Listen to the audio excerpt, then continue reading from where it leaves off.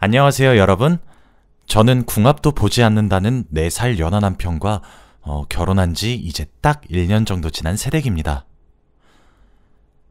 제가 정말 어디다가 막 하소연이라도 하고 싶은데 제 남편 욕을 어디에 가서 하나 싶다가 이렇게 사연을 보내게 되었습니다. 연하 남편이랑 사시는 분은 저처럼 갑갑한 마음으로 결혼 생활을 하시나요? 이게 철이 없는 걸 떠나서 진짜 제가 남편과 함께 사는 건지 아들을 하나 키우는 건지. 저랑 남편은 결혼 전까지는 정말 아무런 문제도 없는 부부였습니다. 전 태생이 연상과는 절대 맞지 않는 사람이었어요.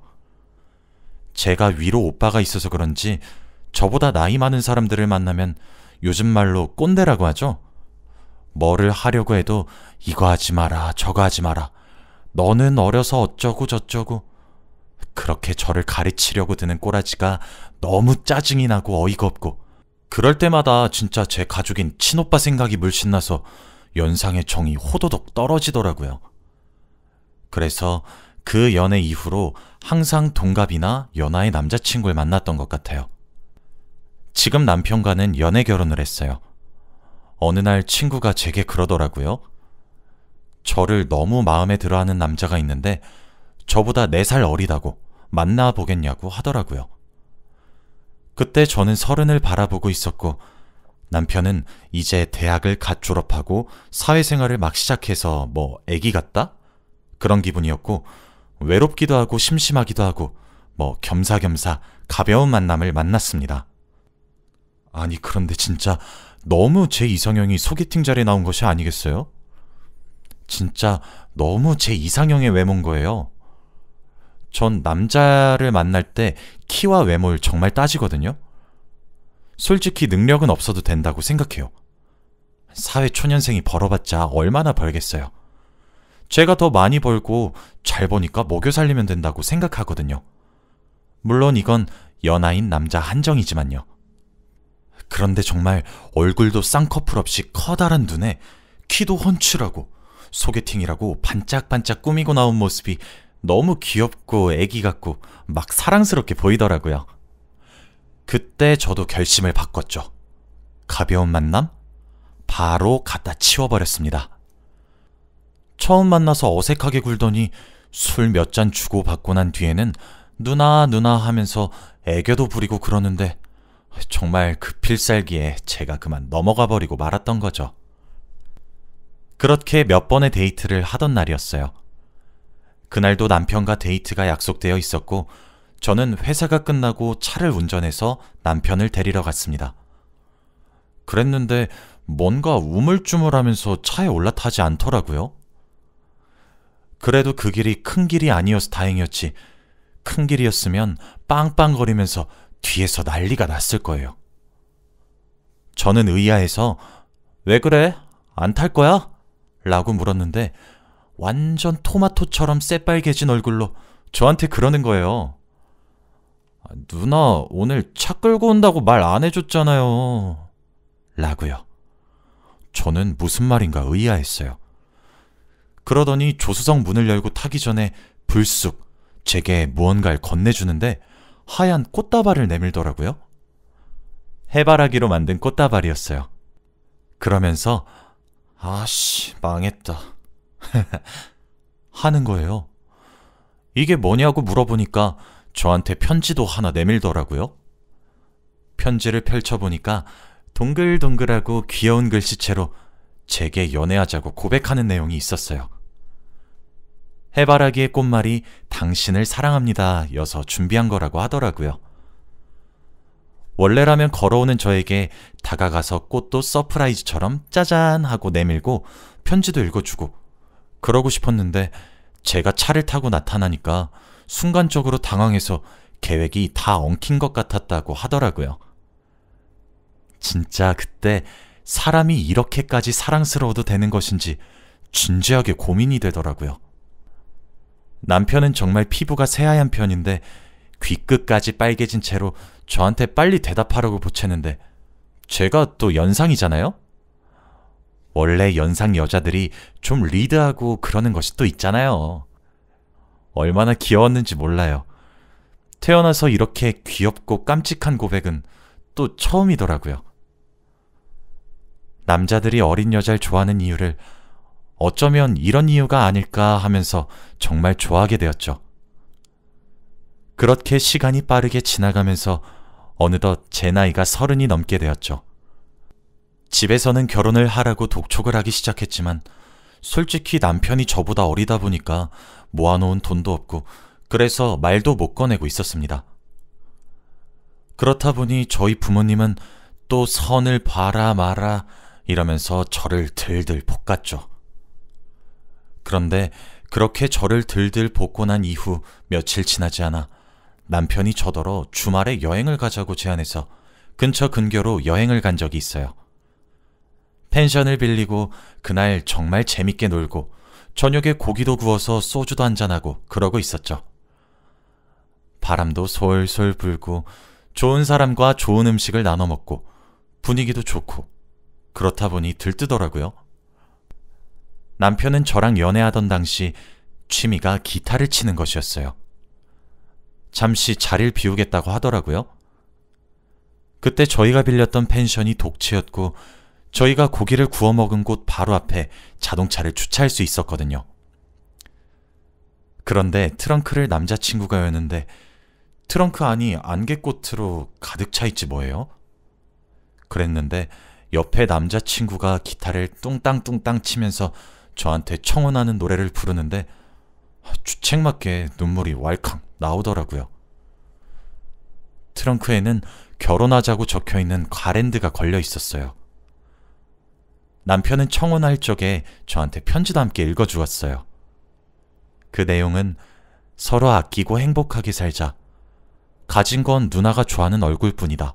뭐 그렇게 귀엽고 유치하고 오글거리고 장난스럽게 사랑 고백을 하더라고요. 저야 뭐 엉엉 울면서 당연히 좋다고 고개를 끄덕였어요. 어떻게 이렇게 프로포즈를 할 생각을 했냐고 물었더니 저와 데이트를 하던 날 그날도 어김없이 저녁을 함께 먹고 있었는데 제가 화장실을 다녀오겠다고 하고 자리를 비웠대요. 그런데 그때 저희 엄마가 저한테 연락해서 더 이상 결혼을 미룰 수 없다고 손자리를 잡아놨으니 잔말 말고 나가라는 듯한 메시지를 우연찮게 보게 되었다고 하더라고요. 그런데 그 문자를 보게 되니까 조급해지기 시작했다고 하더라고요. 자신은 결혼 생각이 아직은 없었는데 제가 결혼을 해야 된다는 생각을 하게 되니까 거짓말처럼 저와 결혼하고 싶었다는 오글거리는 말을 하면서 말이에요. 그래서 저는 남편이랑 정말 잘 살 수 있을 줄 알았습니다. 연애하던 내내 싸움 한 번 한 적 없고 큰소리 한 번 오간 적이 없어요. 저도 남편을 어리다고 무시하지 않았고 모든 말을 존중해 주었고 남편도 그런 저를 배척하지 않고 절 존중해 주었거든요. 그래서 남들은 결혼을 준비할 때 정말 평생 할 싸움을 그때 다 해본다고 하더라고요.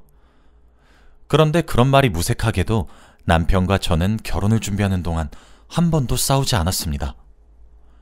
가구를 고를 때에도 집 인테리어를 꾸밀 때에도 하다못해 숟가락 젓가락 디자인을 고를 때에도 싸움을 한다던데 저랑 남편은 정말 찰떡콩떡처럼 척하면 착하고 아하면 어할 정도로 손발이 척척 맞았어요. 그렇게 모든 사람들의 축복 속에서 결혼을 했고 신혼여행도 무사히 다녀왔어요.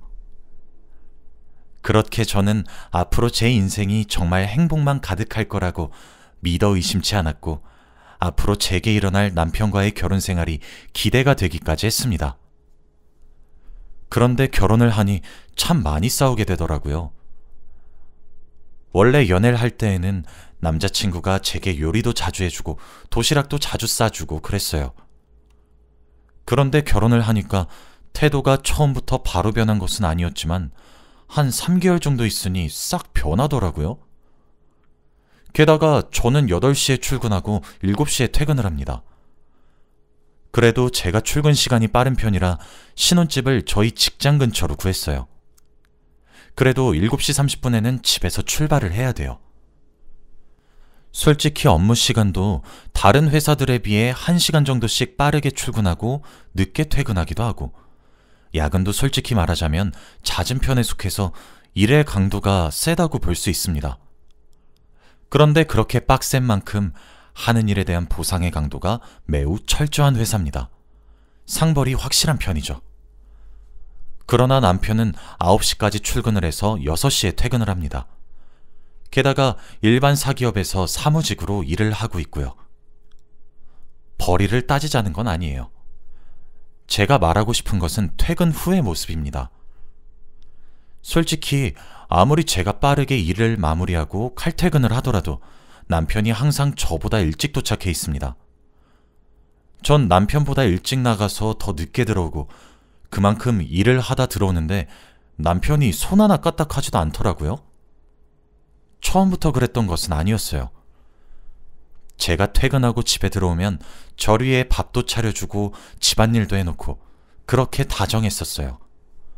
물론 평일에 남편이 저보다 더 많이 가사 일을 하는 만큼 주말엔 반드시 제가 하루 2끼 이상 요리해서 대접했고요. 그런데 어느 순간부터 퇴근하고 집에 돌아와도 집은 더럽지, 남편은 소파에 누워서 밥 차려달라고 조르고 있지. 진짜 짜증이 확 나는 순간들이 너무 잦아지는 거예요. 워킹맘들은 제가 어떤 심정인지 이해하실 겁니다. 솔직히 결혼 이후 3달, 4달 정도를 제외하고는 점차 싸움이 시작되었습니다. 저도 그런 남편의 태도에 빈정이 상하기 시작하니까 말을 툭툭 내뱉게 되고 남편은 제 말투에 화를 내고 어쩔 땐 제게 먼저 남편이 시비도 걸기 시작하고 그렇게 사이가 틀어지게 되더라고요. 그렇게 결혼 후 반년이 조금 넘는 시간이 지나자 남편과 더 이상 함께 살아야 할 이유를 모르겠더라고요. 솔직히 연애를 하다가 결혼을 해서 더 나아질 거라고는 생각하지 않았어요. 혼자 벌어 여유롭게 살던 저와 빠듯했던 남편이 만나는 거니 그렇게 여유를 느낄 거라고는 생각하지도 않았어요. 다만 저는 함께하는 행복은 반드시 커질 거라고 생각했어요. 그래서 저와 함께 손을 잡으면서 인생이란 언덕을 앞에서 끌어주고 뒤에서 밀어주길 바랬고요. 제가 생각한 결혼과는 바로 그것이었거든요. 그런데 반년 정도 지나니까 어느 순간 깨닫게 되더라고요. 결혼한 이후 제가 너무 허무하다는 생각이 들었어요. 물론 이렇게 포기할 수밖에 없었던 이유도 있어요.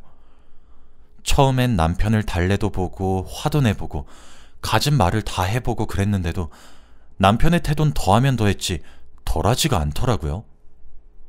다른 커플들은 결혼을 준비하면서 신혼은 깨가 쏟아진다던데 왜 저희 부부는 결혼 이후 더 나빠져만 가는 것인지 너무 속상했고 슬펐어요. 저도 남편에게 개인적으로 감정이 점차 많이 상하기 시작해서 대화도 기피하게 되었죠. 정말 집에 들어가기 싫어서 야근이 반갑기까지 했으니 알만하시겠죠? 그러다 문득 달력을 보니 다음 날이 주말이더라고요. 그냥 저도 너무 연속된 야근에 힘든 상태였긴 했어요. 그런데 가뜩이나 몸도 힘든데 마음까지 힘들게 하는 남편이 미웠죠. 순식간에 이렇게 할 바엔 갈라서는 것이 맞다고 생각했어요. 아무리 제가 대화를 하려고 해도 상대방이 저와 단절을 선택하는데 제가 뭘 더 어떻게 할 수 있겠어요. 결혼이 무슨 장난도 아니라고 하시면 할 말은 없지만 그렇게 따지면 제 인생도 장난은 아니잖아요? 결혼 전이 훨씬 행복했다는 사실을 깨달으니까 눈물이 나기 시작했죠. 회사에 마지막으로 남아있던 사람은 저였어요. 그래서 회사에서 협의 이혼 신청서를 프린트했고 제 인적사항을 적고 도장까지 찍어서 가방에 넣었습니다. 집으로 돌아오니 남편이 있더라고요. 사실 남편과의 사이도 많이 어색해지기도 했어요. 고작 결혼 반년 만에요. 하긴 그렇게 싸우는데 어떻게 좋겠나 싶기도 하네요. 남편에게 할 말이 있다고 말을 했더니 토끼처럼 눈을 동그랗게 뜨더군요. 참, 여전히 제 눈엔 귀여워 보였고 사랑스러워 보였지만 그래도 그만둘 때를 알아야 한다고 생각하고 마음을 다잡았습니다. 식탁에 마주 앉았고 한참의 정막 끝에 이혼 서류를 내밀었어요. 아이 없을 때 갈라서자고 더 이상 함께 살아갈 자신이 없다고. 결혼을 하면 처지가 나아지는 건 바라지도 않았지만 적어도 인생의 행복의 수는 늘어날 줄 알았는데 내가 기대하고 원했던 결혼 생활과 너무 다르다고. 난 이미 지쳤고 당신이 아니어도 충분히 힘드니 여기서 그만하고 싶다고요. 각자 부모님께 각자 스스로 말하기로 하고 조용히 정리하자고 했어요.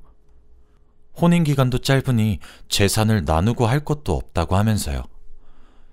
그런데 제가 정말 놀랐던 게 남편이 막 무릎을 꿇으면서 제 다리에 매달려서 엉엉 눈물을 쏟으면서 횡설수설하면서 자기가 다 잘못했다고, 내가 이럴 줄 알았다면서 미안하다면서 버리지 말라면서 얘기를 하는 거예요.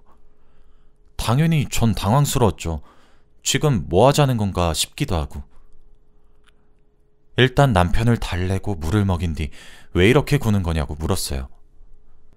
일부러 그런 행동을 한 것인지 본색이 드러난 것인지 알 수 없지만 전 너무 힘들어서 고심 끝에 말을 한 건데 갑자기 이제 와서 왜 이러냐고 하면서요. 근데 남편 말을 듣고 저도 모르게 남편의 머리통을 후려쳤습니다. 남편에겐 동호회 모임이 하나 있어요. 저와 연애할 시기부터 가입했던 모임이죠. 그런데 저는 그 모임을 정말 싫어합니다.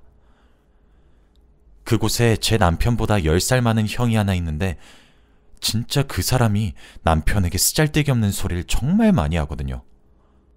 아니나 다를까 남편이 저와 결혼을 한 이후에 그 형이란 사람이 남편에게 그랬다고 하더라고요. 너 그렇게 잡혀 살잖아? 아내가 바람나. 나 아는 지인이 그렇게 이혼 소송했잖아. 야, 결혼을 했으면 남자가 집안의 중심인데 네가 왜 매번 밥을 차려? 와이프가 너 안 사랑하는 거 아니야? 내가 보기엔 네 인생은 텄다 텄어. 에이, 나 며칠 전에 네 와이프 본 것 같아. 어떤 남자랑 술 한잔하고 있던데? 뭐? 와이프가 지금 집에 안 들어왔다고? 야, 그럼 내가 본 사람 네 와이프 맞나 보네. 이혼해 그냥. 등등 진짜 말 같지도 않은 소리를 해놨더라고요. 아니 저는 저 말 같지도 않은 소리를 짓거린 형도 마음에 안 들긴 했는데 그걸 고스란히 믿은 남편도 마음에 안 들었어요. 제가 그렇게 의심스러우면 물어보지 그랬냐고, 왜 이상한 방법으로 시위를 하는 거냐고 하니까 남편이 말하길 직접 확인하긴 두려웠대요. 그리고 어쩌다 보니 그 동호회 모인 사람들 중에 저희 신혼집과 가장 가까운 곳에 사는 사람이 그 형이었고, 그래서 그 형을 정말 매일같이 만나왔더라고요. 옆에서 그렇게 조잘거리니까 자기가 미쳤었던 것도 맞는데 정말 그 말이 맞게 들렸었다고. 그래서 형이 시키는 대로 해보래서 그랬다고 하면서 엉엉 우는 겁니다. 도중에 자신이 그만두고 나름대로 잘 풀어보려고 생각을 바꿨는데 그때마다 종종 제가 이미 너무 화만 내고 그러니 타이밍을 놓치고 자신도 어쩔 줄 모르겠었다면서 엉엉 우는데 진짜 어이가 없더라고요. 그제서야 주위를 둘러보니까 몇 달 전과 달리 집안 청소도 깨끗이 해놓았고 밀린 빨래도 없고 그렇게 깔끔하더라고요. 저한테 매달려 엉엉 울면서 하지 말라는 남편이 한심하고 어리게 느껴지다가도 그 얼굴이 참 귀엽다는 생각이 드는데 나도 참 중증이구나 생각했습니다. 그날 남편과 진솔한 대화를 통해 남편과 그 형 사이에서 무슨 말이 오고 갔는지 캐내었고, 오늘은 무엇을 말을 해도 용서해주겠지만 오늘 이후 걸리면 2번의 기회는 주지 않겠다는 제 으름장에 남편은 그 형이 자신에게 3천만 원도 빌려갔다고 솔직하게 털어놓고 차용증은 썼냐는 제 말에 아니라고 대답하더라고요. 남편은 그렇게 그날 밤 저한테 머리를 2대 맞았습니다. 그리고 남편의 전화기로 그 형이란 사람한테 전화를 걸어서 빌려간 돈 이번 주 내로 입금하지 않으면 고소를 진행할 것이고 2번 다시 내 남편한테 거짓부렁 속삭여서 부부관계 악화시켰다간 죽여버리겠다고 길길이 날뛰면서 난리를 부렸습니다. 네가 그러니까 10살이나 더 처먹고 노총각으로 늙어 죽고 있는 거라고 빽빽 소리를 질러가면서요. 남편은 그 이후 제가 원래 알고 있었던 귀엽고 다정한 남편으로 돌아왔어요.